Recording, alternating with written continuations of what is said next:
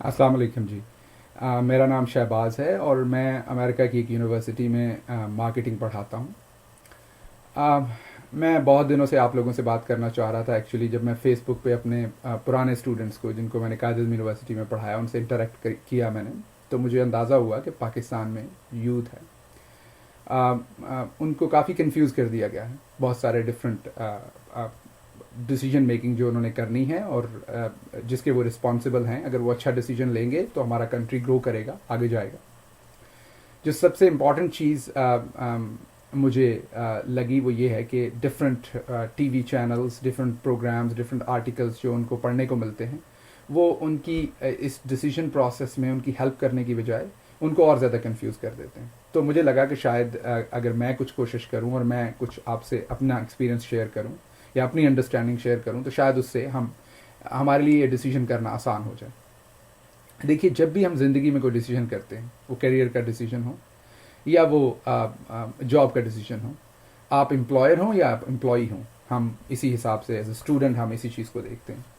तो priority list select की जाती है। आप अगर किसी यूनिवर्सिटी में एडमिशन लेने के लिए अप्लाई करते हैं तो आप 10 या 12 यूनिवर्सिटी या 8 यूनिवर्सिटीज़ की लिस्ट बनाते हैं और आपकी एक प्रायोरिटी लिस्ट होती है। सबसे पहले आपने इस यूनिवर्सिटी में जाना है, अगर वहाँ एडमिशन ना मिला तो फिर दूसरी में और फिर तीसरी में। ऐसा कभी नहीं होता कि कोई भी टैलेंटेड स्टूडेंट बगैर किसी यूनिवर्सिटी को जाने, बगैर प्रायोरिटी लिस्ट को सेट किए हुए वो जाके किसी यूनिवर्सिटी को ज्वाइन कर ले। और प्रायोरिटी लिस्ट डिफरेंट कैरेक्टरिस्टिक्स और एट्रीब्यूट्स की बेस पे बनाई जाती है। इसी तरीके से जब एम्प्लॉयर्स हमें जॉब ऑफर करते हैं तो वो भी डिफरेंट तरह की प्रायोरिटी लिस्ट रखते हैं। फर्ज कीजिए उनको लगता है कि कोई ऐसे इंडिविजुअल को रिक्रूट करेंगे जिसकी इंटरपर्सनल स्किल्स बहुत स्ट्रांग हो या जिसकी राइटिंग स्किल्स बहुत स्ट्रांग हो according to the job. For example finance के डिपार्टमेंट में जॉब है तो वो उस तरह के करेक्टरिस्टिक्स देखेंगे। और अगर मार्केटिंग के डिपार्टमेंट में जॉब है तो definitely they will go for somebody who is more capable in communicate capable to communicate his point of view, या वो लोगों के साथ बेहतर रिलेशनशिप और नेटवर्किंग करने की एबिलिटी उसमें ज़्यादा हो, इंट्रोवर्ट ना हो। इस तरह की तमाम एट्रीब्यूट्स अगर उसमें हों तो वो ज़्यादा बेहतर तरीके से मार्केटिंग की जॉब कर सकता है। तो इसका मतलब हुआ कि जब हम किसी को जॉब के लिए हायर करते हैं या हम यूनिवर्सिटी में एडमिशन लेने के लिए जाते हैं तो हमारा एक क्राइटेरिया होता है। अभी रिसेंटली यूनाइटेड स्टेट्स के जो इलेक्शन से प्रेसिडेंशियल इलेक्शन ओवर हुए हैं और उसमें प्रेसिडेंट ओबामा को दोबारा इलेक्ट किया गया और जो उनकी विनिंग स्पीच थी उसमें उन्होंने यूनाइटेड स्टेट्स के लोगों को कहा कि मैं आपका थैंकफुल हूँ, शुक्रगुजार हूँ कि आपने मुझे दोबारा जॉब दी है। आप लोगों ने मुझे दोबारा जॉब दी है। ये नहीं कहा कि मुझे प्रेसिडेंट इलेक्ट किया, आपने मुझे प्रेसिडेंट की जॉब दोबारा से ऑफर की है। सो किसी भी मुल्क की जो पब्लिक होती है, जमहूर होता है, अवाम होती है, वो बेसिकली जॉब देती है, वो बेसिकली हायर करती है, वो आपको एक रिस्पॉन्सिबिलिटी देती है कि अब आप लीड करें कंट्री को। सो एज एन एम्प्लॉयर आपकी कुछ प्रायोरिटी स्केल आपका होना चाहिए, क्योंकि आप हायर कर रहे हैं किसी को, आपको पता होना चाहिए कि इन कंडीशंस पे आप हायर करना। अब हम अगले स्टेज पे चलते हैं कि अब इन प्रायोरिटीज़ को कैसे इस्टेब्लिश किया जाए। पहली बात तो ये कि हमें प्रायोरिटीज़ बनानी है, तो अब प्रायोरिटीज़ कैसे बनाई जाए। अब देखिए, कोई भी काम जब हम करते हैं दुनिया में तो उसमें हम ये देखते हैं कि सबसे इंपॉर्टेंट चीज़ कौन सी है। फ़र्ज़ कीजिए अगर एक शख्स की डिग्री जाली है तो आप उसकी फाइल ही बाहर निकाल के रख देंगे जॉब देते हुए, आप उसे जॉब देंगे नहीं, आप उसका इंटरव्यू कॉल नहीं करेंगे। या अगर आपको लगता है कि एक बंदे का क्रिमिनल रिकॉर्ड है तो आप उसको साइड पे रख देंगे, आप उसके बारे में बातचीत ही नहीं करेंगे। या आपको पता चलता है कि इस कैंडिडेट ने जो पहले जॉब की वहाँ पे बहुत बुरी परफॉर्मेंस थी, आप फिर भी उसको साइड पे रख देंगे, जिसे हम स्क्रीनिंग कहते हैं, स्क्रूटनी कहते हैं।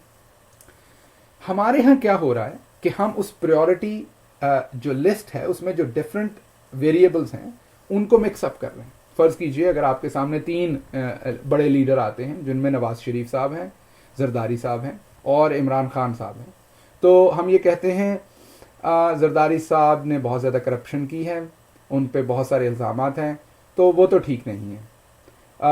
इमरान खान बहुत अच्छे इंसान हैं, उनका जो माजी है बहुत अच्छा है, उन्होंने कोई करप्शन नहीं की हुई, चलें। और नवाज़ शरीफ साहब जो हैं उन पे भी कुछ करप्शन है, वो भी जरदारी जितने करप्ट नहीं हैं, लेकिन थोड़े से करप्ट वो भी हैं, और उनकी भी गवर्नेंस बहुत अच्छी नहीं रही, लेकिन उनके पास एक्सपीरियंस है। तो उसके बाद हम तीसरी चीज़, जो तीसरे स्टेप पे जो हमें कन्फ्यूजन, यहाँ तक सब ठीक है, लेकिन जब इससे अगले स्टेप पे जाते हैं जो चीज़ हमें कन्फ्यूज़ करती है वो ये करती है कि हम यहाँ प्रायोरिटी लिस्ट डिफाइन नहीं करते। अब यहाँ पे आपने सोचना है कि जो शख्स करप्ट है या जिसने किसी भी किस्म की करप्शन की है, आया उसकी फाइल आपके टेबल पे रहेगी या उसको आप उठा के साइड पे कर देंगे। अब अगर तो आप उसकी फाइल उठा के साइड पे कर देंगे तो अगले लेवल के डिसीजन में आपको प्रॉब्लम नहीं होगा। अगर वो आपके टेबल पे रहेगी तो फिर आप किसी और आर्गुमेंट में चले जाएंगे। वो आर्गुमेंट क्या होगा? फर्ज कीजिए इमरान खान ने करप्शन तो नहीं की, लेकिन उसके पास अच्छी टीम नहीं है। नवाज शरीफ ने पिछली दफा करप्शन की, लेकिन शायद अब वो ठीक हो जाए। सो इस तरह की बहुत सारी चीजें हमें कंफ्यूज करती हैं। सो मैं आज जो आपसे बात करना चाह रहा था वो सिर्फ इतनी करना चाह रहा था, मैं शॉर्ट करूंगा इस बात को, कि प्लीज सबसे पहले ये सोचिए कि सबसे सेंटर पॉइंट आपका क्या है, और अगर वो सेंटर पॉइंट, वो मोस्ट इंपॉर्टेंट पॉइंट कोई एक लीडर, जरदारी साहब हैं या नवाज शरीफ हैं या इमरान खान है, वो पूरा करते हैं, तो फिर दूसरों को साइड पे रखिए और फिर उस बंदे पे फोकस कीजिए और सोचिए कि उसको 4 साल लगेंगे या अगले 8 साल लगेंगे। क्योंकि एक ईमानदार शख्स को आप ट्रेन कर सकते हैं, एक ईमानदार शख्स को आप एक्सपीरियंस दे सकते हैं, आप उसे जो जॉब की रिक्वायरमेंट और डिस्क्रिप्शन है वो सिखा सकते हैं या उसे मौका दे सकते हैं सीखने का।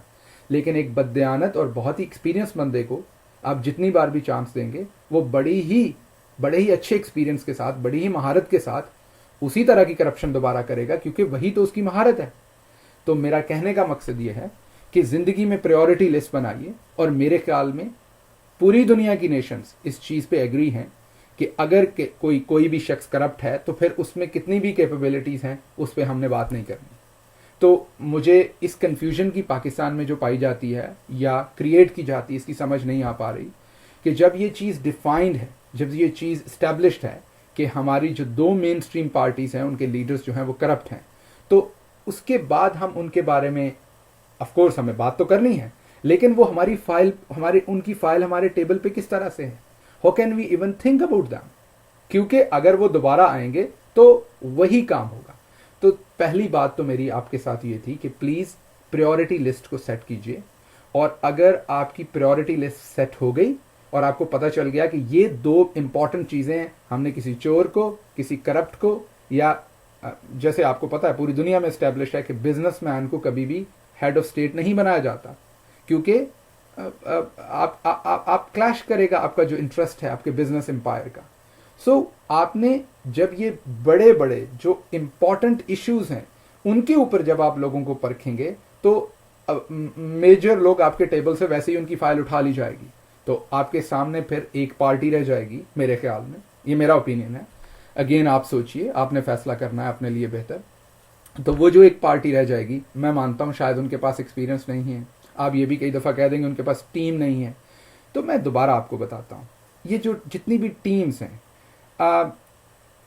नवाज शरीफ की 99 में गवर्नमेंट आपने देखा गई, उसके बाद सारी की सारी टीम मुशर्रफ के पास चली गई, अगर आपको लगता है ये टीम है। उसके बाद मुशर्रफ साहब गए, वो सारी की सारी टीम अब दोबारा नवाज शरीफ साहब के पास चली गई, उसमें से कुछ इमरान खान के पास भी गए और कुछ शायद पीपल्स पार्टी के पास भी जाएंगे। मुशर्रफ साहब की सारी टीम जो है, टीम जिसे आप कहते हैं, वो सारी की सारी टीम जो है वो जरदारी साहब को पिछले 5 साल में सर्व कर रही है। सो मेरा कहने का मकसद ये है कि ये जिसको आप टीम समझते हैं, बेसिकली ये टीम प्लेयर नहीं है, ये पावर प्लेयर्स हैं। इन्होंने जहां पे पावर हुई, इन्होंने वहां पे मूव करना। मैटर करता है आपकी लीडरशिप, वो उस चीज को किस तरह से यूज करती है। एक अच्छा पुलिस ऑफिसर अगर किसी डिस्ट्रिक्ट में आ जाता है, किसी सिटी में आ जाता है, तो वो जो अंडरवर्ल्ड के साथ कनेक्शंस होते हैं, उसके बुरे लोगों के साथ जो कनेक्शंस होते हैं, उन्हें भी अच्छी तरह से यूज करे तो उससे क्राइम पे काबू पा सकता है। सो प्लीज इस बात पे सोचिए। आई होप कि आप लोग दोबारा से क्लैरिटी लेने की कोशिश करेंगे। प्लीज ये जो गिमिक्स चल रहे हैं कि आपको 10 डिफरेंट चीजें सामने आपके रख के आपको कंफ्यूज किया जाता है, सिर्फ और सिर्फ बुनियादी बातें सोचिए कि जिंदगी गुजारने के बहुत ही चंद बेसिक असूल होते हैं। आपने उन बेसिक असूलों के ऊपर परखिए कि कौन से लीडर्स उस पर आते हैं और कौन से नहीं। और अगर आपको लगता है फॉर एग्जाम्पल कि नवाज शरीफ या जरदारी साहब या इमरान खान इनमें से कोई भी उन बेसिक जो पहले टॉप 3 प्रायोरिटीज हैं, मसलन वो करप्ट नहीं होने चाहिए, उन्होंने आपसे पहले झूठ ना बोला हो, और उन्होंने अपना जो सेल्फ इंटरेस्ट है उसको कंट्री के इंटरेस्ट के ऊपर ना रखा हो, अगर ये 3 फैक्टर्स किसी भी लीडर में मौजूद हैं तो फिर आप उसको चूज कर लीजिए। और अगर ये 3 नहीं है, उसके अलावा वो कितनी भी और खसूसियात उनमें हैं, कुछ भी और है, मेरा नहीं ख्याल वो हमारे किसी भी काम का है। आपसे बात होती रहेगी। मेरे ख्याल में अगर हम सारे एक दूसरे से राय शेयर करेंगे, मैं एक्सपर्ट नहीं हूँ किसी भी चीज़ पे, मैं सिर्फ आपसे अपनी राय शेयर कर रहा हूँ। अगर हम सारे एक दूसरे से राय शेयर करेंगे तो मेरे ख्याल में इससे हमें कॉम्प्लेक्स इश्यूज़ को समझने की भी हमें समझने का मौका भी मिलेगा, और हमें एक दूसरे से चीज़ें शेयर करने का भी मौका मिलेगा। पाकिस्तान जिंदाबाद। और इंशाल्लाह आपसे बात होती रहेगी।